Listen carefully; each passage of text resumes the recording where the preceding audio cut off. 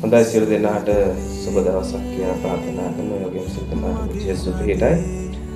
හරි දවසේ විශේෂයෙන්ම මේ වීඩියෝ කරන්න විශේෂයෙන්ම අපේ කිතුණු දරුවන්ට සහ කිතුණු අපේ සහෝදර සහෝදරියන්ට ඒ වගේම විශේෂ කාරණාවක් මේක ගැඹුරු කාරණාවක් අපි ඉගෙන ගන්න ඕනේ අනිවාර්යයෙන්ම. මොකද අද අපේ බොහෝ කිතුණු මේ පොළොව තුල සිටිනවා. ඒ වගේම දෙවියන් වහන්සේගේ නාමය පාවිච්චි කරනවා. ඒ වගේම දෙවියන් වහන්සේ කෙරේ සමහර සහෝදර සහෝදරයන් තාමත් භක්තිවන්ත ලෙස ආදරයෙන් ජේසු කෙරේ ගමන් කරනවා. හැබැයි යායට සමහර විට ඒ ආලෝකය ලැබෙන්නේ නැති වෙන්න පුළුවන්. සමහර විට දෙවියන් වහන්සේ යාලට යම්කිසි දෙයක් යාලගේ ජීවිතයේ ආශිර්වාදයක් ඇටියට කරන්නේ නැත්තේ මේ සත්‍යතාවයේ පණිවිඩ වලට වුණ යොමු කරන පිණිස.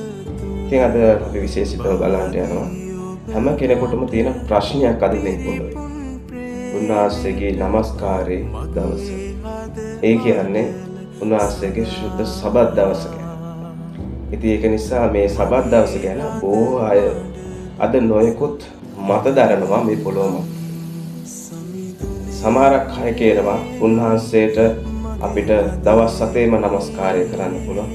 සමහරක් අය කියනවා ඉරිදා විතරයි සබත් දවස තියෙන්නේ කියලා. සමහරක් කට්ටිය කියනවා බ්‍රහස්පතින්දා කියලා, සමහරක් අය කියනවා සිකුරාදා කියලා.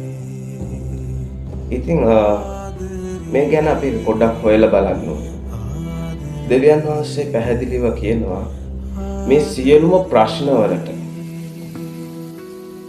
උන්වහන්සේ උත්තර සපයලා තියෙනවා. කවුද මේ පොළොවේ මගේ සබත් දවස ව්‍යාජ ලෙස පවත්වන්නේ? කවුද මාගේ සබත් දවස් මම උඹලාට දුන් සබත් දවස් 7ෙම පවත්වන්න පුළුවන් කියලා කවුද කියන්නේ කියලා උන්වහන්සේ පැහැදිලිව සුපැහැදිලිව අපිට සුද්ධ ලියවිල්ල දීලා තියෙනවා. මගේ සහෝදරයා සහ සහෝදරිය ඔබ ඒක බලන්න ඕනේ, විශේෂයෙන්ම ඒ ගැන ඔබ ඉගෙන ගන්න ඕනේ. මම ඔබට පොඩි අදහසක් සහ මේ සම්බන්ධව ඔබට වීඩියෝ එකක් හරහා මම ඉදිරිපත් කරනවා. ඉතින් අපි දකිනවා මේවැනි ගැටලු වලට එක එක්කෙනා කියන මතවාද වලට එක එක්කෙනා උගන්වන විදියට අපි සමහරක් අය කියනවා, සමහරක් ෆාදර්ස්ලා කියනවා, පාස්ටර්ස්ලා කියනවා ඉරිදා සබත් තියෙන දවස් 7ෙම අපිට සබත් පවත්වන්න පුළුවන් කියලා. මේ වීඩියෝ වල පවා මම ගොඩාක් එක දකිනවා. ඒක එයාලාගේ අදහස් වලින් ආත්මයන්න් වහන්සේගේ මඟ පෙන්වීමක් නැතුව, දෙවියන් වහන්සේට කීකරුකමක් නැතුව, දෙවියන් වහන්සේගේ විශේෂයෙන්ම ප්‍රතිපත්ති රකින්න නැතුව බොහෝ අය තමන්ට එන අදහස් එයාලා ඉදිරිපත් කරනවා. ඉතින් මේ හැම එකටම උන්වහන්සේ කියනවා, දෙවියන් වහන්සේ කියනවා මේ වගේ දේවල් මිනිස්සු කියවන්න යන මේ වගේ ප්‍රශ්නයක් මේ පොළොව තුල තිබෙන්න යනවා ඉදිරි කාලයේ කියලා. ඉතින් ඒක නිසා දැන් මේ වගේම මහත් මුලා කිරීමේ පසුබිමක තමයි මේ කිතුණු සමාජයේම අද මේ පොළොවේ ඉන්නේ. වගේම අනේ ජාති මිනිස්සු සහ අනේ ජාති සහෝදර සහෝදරියන්ට. ඒක නිසා මේ හැම ප්‍රශ්නයකටම උන්වහන්සේ උත්තරයක් ඇටියට, පිළිතුරක් ඇටියට සහ ඒක විග්‍රහ කරගන්න, පැහැදිලි කරගන්න සුද්ධ ලියවිල්ල තුල උන්වහන්සේ අපිට දේවානුභාවයෙන් උන්වහන්සේ සියලුම පණිවිඩ අපිට දී තිබෙනවා. කවුද ව්‍යාජ ගුරුවරු සහ කවුද බොරු ඉගැන්වීම් කරු, ඒ වගේ කියලා උන්වහන්සේ පැහැදිලි කරනවා. ඒ නිසා මේ හැම කාරණයකටම උන්වහන්සේ බයිබලයට යන්න කියනවා. අපි ඒ වගේම අද ලස්සනට දෙවියන් වහන්සේ ඒ වගේම බයිබලයට කියලා කියවලා බලන්න කියලා උන්වහන්සේ කියලා තියෙනවද කියලා අපි බලන්න ඕනේ. අපි බලනවා යෙසායා 8:20 වෙනි පදයට අපි ගියන් පස්සේ, යෙසායා 8 වෙනි පරිච්ඡේදයේ 20 වෙනි පදයට අපි ගියාට පස්සේ උන්වහන්සේ පැහැදිලි ලෙස කියනවා ඔන්න උඹලාට උත්තර, නුඹලාට හරි වැරද්ද හොයාගන්න නම් ඔන්න ඵලයලා කොහාටද උන්වහන්සේ පැහැදිලි කරලා කියනවා යෙසායා 8:20 වෙනි පදයේ මෙන්න මේ ආකාරයට. විවස්ථාවද සාක්ෂියද වෙතට යමු. ඒ හැටියට ඔහු නොකියවොත් ඔවුන්ට පහන් වීමක් නැත කියලා. ඒ කියන්නේ දෙවියන් වහන්සේ කියන හැටියට සුද්ධ ලියවිල්ලේ උන්වහන්සේ අනකර තිබෙනා හැටියට මේ පොළොවේ මිනිස්සු කතා කරන්නේ නැත්තම්, ඒක පිළිගන්නේ නැත්තම් උන්වහන්සේ කියන මිනිසුන්ට කවදාවත්ම ගැලවීමක් නැහැ කියලා. ඉතින් ඒක නිසා අපි මේ කාරණාවල් අද බලන්න යනවා පියවරෙන් පියවරට. ඉතින් අපි දකිනවා උන්වහන්සේ සබත්, අද අපේ මාතෘකාව සබත් අපි කතා කරන්නේ. ඒක නිසා අපි දකිනවා උප්පත්ති පොතේ අපි බැලුවොත් එහෙම උන්වහන්සේ දවස් 6කින් මේ විශ්වයේ මාවල ඉවර වෙලා උන්වහන්සේ මොනවද කරන්නේ? 7 වෙනි දවසේ නිවාඩු ගන්නවා.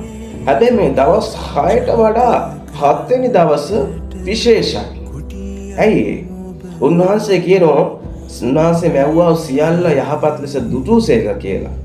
කියලා උප්පත්ති 1:31 පැහැදිලි කළ උන්වහන්සේ කියලා ඉවර වෙලා උන්වහන්සේ කියනවා කිසි අඩුවක් නැහැ ඔක්කොම ඉවරයි කියලා යාපත් කියලා බලලා 7 වෙනි දවසේ උන්වහන්සේ නිවාඩු අරගෙන පැහැදිලි කරලා කියනවා ඒ දවසට උන්වහන්සේ ආශිර්වාද කරා ඒ දවස උන්වහන්සේ නියම කළා ඒ දවස උන්වහන්සේ සුද්ධ කරා කියලා පැහැදිලි කරලා කියනවා 7 වෙනි දවස.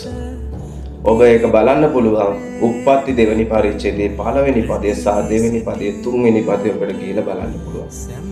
බයිබල් කියවන අය, දේව වචනයට ප්‍රිය කරන, දේවයන් වහන්සේ කියන්නේ දැනගන්න ආසාවක් තියෙන මගේ සහෝදරයා සහ සහෝදරිය ඔබ ගිහිල්ලා ඔබගේ සුද්ධ ලියවිලා අරගෙන කියවලා බලන්න. ඒ වගේම තවත් විශේෂ කාරණාවක් කියන්න ඕනේ මේ පණිවිඩය තුල. ඔබ ගාව තිබෙනා බයිබලය ඔබ බලන්න හරි බයිබලය ඇති කියලා විශේෂයෙන්ම දැනගන්නත් ඕනේ. ඒකත් ඒ සම්බන්ධවත් අපි කොහොමද හරි බයිබලය හොයාගන්නේ කියලා ඔයාලට ඒ වගේ උමනාවක් අදහසක් තියෙනවා නම් ඔබේ අදහස් ලියන්න. ඒ පණිවිඩය ඉදිරිපත් කරන්න අපි එකතු වෙලා අපි හැම කෙනෙක්ම ආගියු කරන්නේ නැතුව ප්‍රේමයෙන් සුදාත්මයන් වහන්සේගේ මඟ පෙන්වීමෙන් දෙවියන් වහන්සේගේ ප්‍රේමයෙන් උන්වහන්සේගේ සමාදානයෙන් අපි හැම කෙනෙක්ම එකතු වෙලා මේ පණිවිඩ ගැන අපි සාකච්ඡා කරමු. ඒ තමයි දේව සමාදානය කියන්නේ. ඉතින් අපි හැම කෙනෙක් මේ පණිවිඩයකට එකතු වෙලා සාකච්ඡා කරමු, සොයමු, කතා කරමු. ඔබේ අදහස් ඉදිරිපත් කරන්න. හරි. දැන් අපි බලන්න යනවා දවස් 6ක් මවල උන්වහන්සේ 7 වෙනි දවසේ නිවාඩු අරගෙන ඒ දවස් විශේෂිත කරා, සුද්ධ කරා, නියම කළා. උන්වහන්සේ ඒක මොනවද කරේ? සුද්ධ කරා, නියම කරා. උන්වහන්සේ ඒ දවසට ආශිර්වාද කරා කියනවා. එතකොට අපිට පැහැදිලි.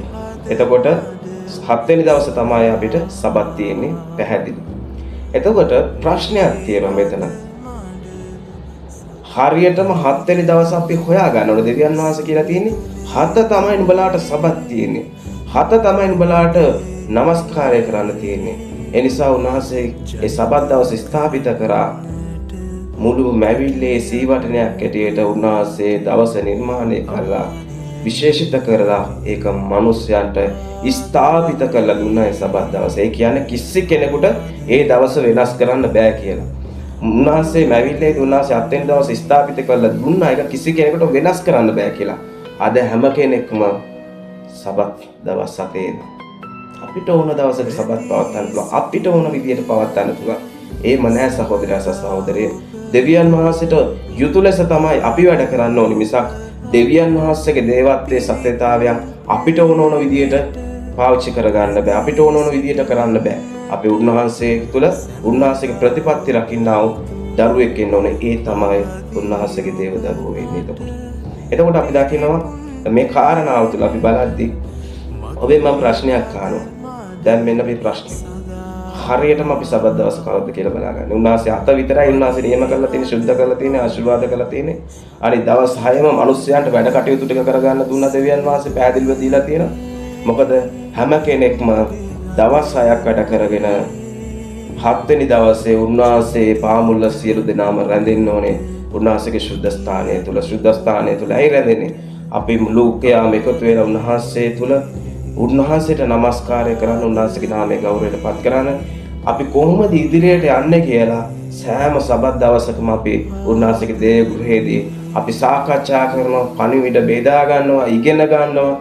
ඒවා තමයි සමහර සහෝදරයා සහ සහෝදරිය අපිට දේව ගෘහයේ එදාට තියෙන කාර්යභාරය.